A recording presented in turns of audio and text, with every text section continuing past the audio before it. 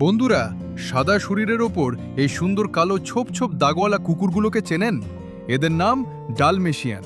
দেখতে যেমন রাজকীয়, এদের ইতিহাসও কিন্তু ঠিক ততটাই আকর্ষণীয়। অনেকেই জানতে চান এদের আদি নিবাস কোথায়। এই অদ্ভুত সুন্দর কুকুরগুলোর জন্ম ইউরোপের দেশ ক্রোয়েশিয়াতে। এদের নাম এসেছে ক্রোয়েশিয়ার ডালমেশিয়া অঞ্চল থেকে।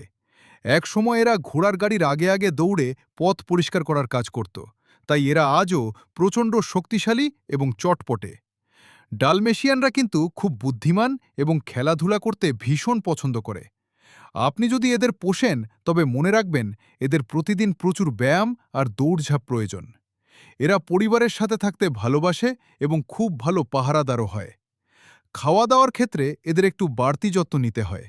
এদের শরীরে ইউরিক অ্যাসিডের সমস্যা হওয়ার প্রবণতা থাকে, তাই খুব বেশি প্রোটিন বা চর্বিযুক্ত খাবার এড়িয়ে চলাই ভালো।